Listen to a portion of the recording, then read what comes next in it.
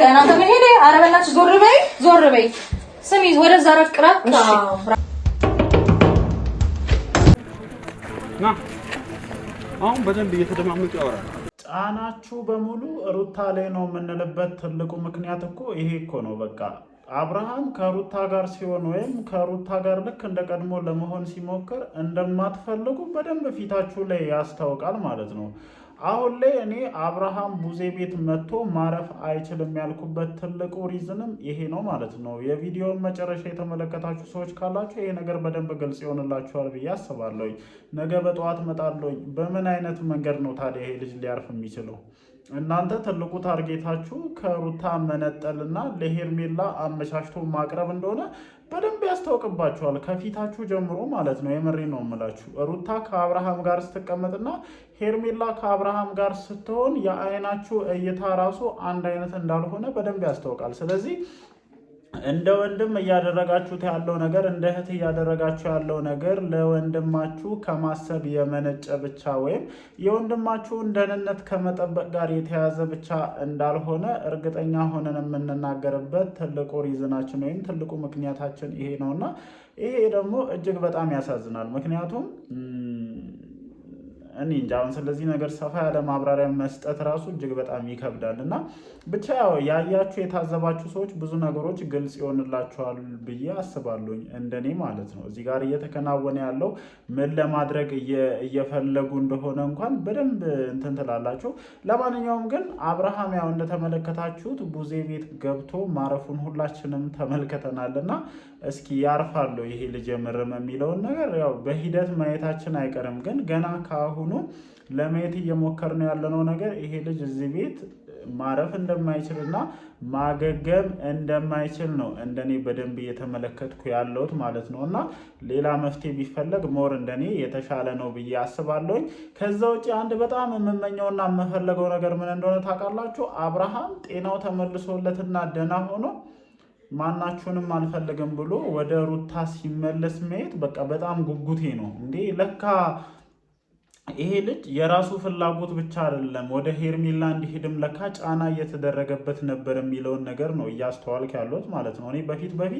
ወዶና ፈቅዶ መርጦ ወይም ሩታ ጋር የሆነ የተፈጠሩ እኛ ማናውቀው ከጀርባ የሆነ ችግር ያለው ሁሉ ይመስለኝ ነበር ግን ሙሉ ቤተሰቡ ለሩታ ያለው ጥላቻ ምናልባትም የነዚህ ልጆች ትዳር እዚህ ደረጃ ላይ እንዲደርስ አድርጎታል ብዬ እንዳስብ ነው እያደረገኝ ያለው አሁን ላይ የምመለከታቸው ነገሮች ሰላም እንዴት ናችሁ የኔ ተወዳጅ ቤተሰቦች ደህና ናችሁ ወይ አለን እግዚአብሔር የተመሰገነ ይሁን ዛሬም እንግዲህ ከመሸ በተለቀቀው ቪዲዮ ዙሪያ እንደተለመደው ሐሳባችንን እንሰጣለን ማለት ነው ያው ዳኒ ዩቲዩብ ቻናል ላይ ነው ቪዲዮ የተለቀቀው ሁላችንም እንደተመለከትነው አብርሃም እንግዲህ ቡዜ ቤት መጥቶ ገብቷል ያው ትልቁ ታርጌታቸው ወይም ቡዜ ቤት ያመጡበት ትልቁ ምክንያታቸው ምንድነው ሩታና ኤፍሬም ጋር ማረፍ አይችልም ነው ያ ደግሞ በፍጹም አይደለም ሩታና ኤፍሬም የሆነ ነገር አድርገውታል ስለዚህ እኛ እዚሁ ትሪት እያደረግን ሄርሜላ ጧጧት መታ እየዳበሰችው ወደ ነበረበት ይመለሳል ነው እንግዲህ እየተባለ ያለው ማለት ነው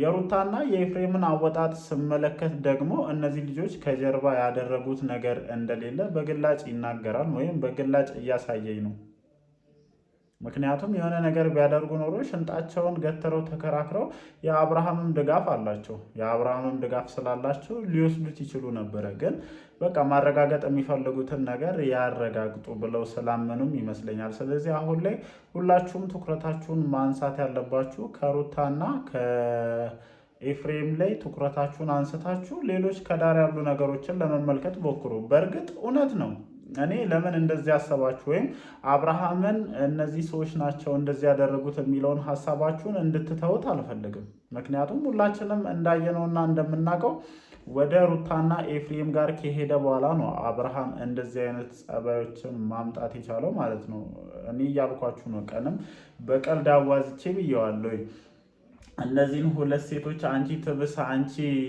ብስብስ ነው አንቺ ትብስ አባብሎ የሚኖረው አብርሃም እንደዚህ አንገቱን ደፍቶ መናገር አቅቶት ቅስሙ ሁሉ ተሰባብሮ ማየት እጅግ በጣም የሚያሳዝን ነው ምክንያቱም በጣም ብዙ ነገሮችን መስራት የሚችል ልጅ ምንም ባልተጠበቀ ምንም ምንነቱ በማይታወቅና ምን እንኳን እንደተደረገ በማይታወቅበት ሁኔታ እንደዚህ ሆኖ ማየት ያሳዝናል። እንደ ተመልካች አብርሽን እንደሚወድ ሰው እንደ አንድ ኦዲየንስ እየተፈጠረ ያለው ነገር ያሳዝናል እና በአስቸኳይ ከዚህ ነገር ጀርባ ያለው ነገር ቢታወቅ ሞር እንደኔ የተሻለ ነው። ያው ሁላችንም ትኩረታችን መተት ላይ ወይም እዚህ ልጅ ላይ መተት ተሰርቶበታል ነው አይደለ?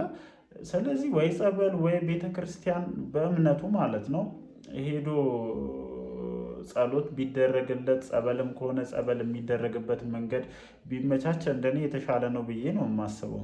ምክንያቱም በእንደዚህ አይነት ኬዞች ላይ ከሕክምና ባሻገር እንደዚህ አይነት የእምነት ጉዳዮች ሞር የተሻሉ ናቸው ብዬ ስለማስብ ነው ይህንን ነገር እያልኩ ያለሁትና ጭንቅላታችሁ ሩታና ኤፍሬም የሆነ ነገር አድርገዋል ብሎ እያሰበ ከሚጠራጠር ይህንን ልጅ አሳምናችሁ ወይም እነ ሩታን አሳምናችሁ ወይ ጸበል ወይ ደግሞ ጸሎት ቦታ ላይ ሄዶ አስፈላጊው ክትትል ቢደረግለት ሞር እንደኔ የተሻለ ነው ብዬ አስባለሁ። ማናችንም አብርሃም በእንደዚህ አይነት ሁኔታ እንዲቀጥል አንፈልግም። በቃ አዎ ብዙ ስህተቶችን ሰርቶ ሊሆን ይችላል። አዎ እንደ ወጣትነቱ ብዙ ነገሮችን አጥፍቶ ሊሆን ይችላል።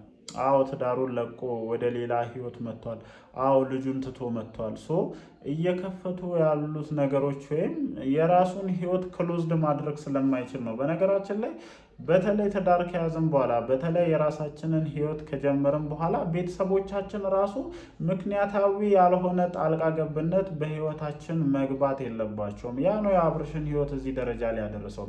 እኔ ከመጀመሪያ ሚስቴ ጋር ኖርኩኝ፣ እችኛዋ ሚስቴ አልተመቸችኝም ብዬ ሌላ አዲስ ህይወት ብጀምር ራሱ የእኔ ቤተሰቦች የእኔን ውሳኔ አክብረው በእኔ ሬንጅ ይንቀሳቀሳሉ እንጂ እኔ ህይወት ውስጥ ገብተው ነገሮችን እንዲህ ነው ከባለቤቴ ጋር ከፍቅረኛዬ ጋር አላስፈላጊ የሆኑ ግንኙነቶችን የሚያደርጉ ከሆነ ነገሮች ልክ እንደዚህ አይነት ነገር ነው የሚገጥመውና ነገ ላይም እንደዚህ አይነት ህይወት ውስጥ ያልገባችሁ ሰዎች ልትኖሩ ትችላላችሁ። በቃ ልክ የራስ ህይወት ሲጀመር ሁሉም ነገር አግባብ አለው፣ ሁሉም ነገር ገደብ አለው።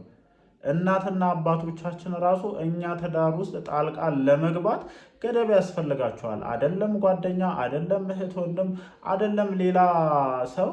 እናትና አባቶቻችን ራሱ እኛ ትዳር ውስጥ ያለኛ ፈቃደኝነት አላስፈላጊ የሆነ ጣልቃ ገብነት ማድረግ የለባቸውም። ዛሬ ላይ በጣም እጅግ አደገኛ የሆነ ጣልቃ ገብነትን ቡዜና ዴቭ ውስጥ በደንብ እየተመለከትኩ ስለሆነ ነው ይሄንን ነገር እያልኳቸው ያለሁት ማለት ነው። እኔ እውነት ነው ሄርሜላ ምናልባት ልትወደድ የምትችል አይነት ልጅ ልትሆን ትችላለች። ምናልባት ደግሞ እንደ ቤተሰብ ሩታ እናንተን ያስቀየመቻችሁ ወይም ደግሞ ከሩታ ጋር እንዳይሆን የምትፈልጉበት ራሱን የቻለ ሪዝን ሊኖራችሁ ይችላል። ግን ደግሞ ያንን ነገር ማመዛዘን ያለባችሁ ከወንድማችሁ ህይወት ጋር ነው። ከዛ ባሻገር ደግሞ እነዚህ ልጆች ወልደዋል፣ ተዛምደዋል። ወደዳችሁም ጠላችሁም ስጋችሁ ከስጋቸው ጋር ተሳስሯል። ስለዚህ ነገ ላይ ይሄ ልጅ አድጎ እናንተ ላይ ቂም የሚይዝበትን ስራ አሁን ላይ መስራት አለባችሁ ብዬ እንደኔ አላስብም። ግልጽ የሆነ ጥላቻ በእናንተ በኩል ሩታ ላይ እየተመለከትኩኝ ስለሆነ ነው። ወይም ለሩታ ያላችሁን ግልጽ የሆነ ጥላቻ በተደጋጋሚ እያሳያችሁ ስለሆነ ነው ይህንን ነገር እያልኩ ያለሁት እና ይሄ ነገር መቀጠል የለበትም ብዬ ነው እንደኔ የማስበው። ምክንያቱም ዛሬ ላይ ምንም ላይ መስለን ይችላል። ነገ በነገራችን ላይ ማለት ነው ነገ አብርሃምና ሩታ ታርቀው እናንተን ሊያሳፍሯችሁ ይችላሉ። ምን አለ እንደዚህ አይነት መንገድን ባልሄድኩኝ፣ ምን አለ እንደዚህ ባላደረግኩ ብላችሁ አንድ በአንድ ባደረጋችሁት ነገር ልትጸጸቱ የምትችሉበት ምክንያቶች ሊፈጠሩ ይችላሉ እና አላስፈላጊ የሆኑ ጣልቃ ገብነቶች እንደኔ ቢቀርባችሁ ነው የሚሻለኝ።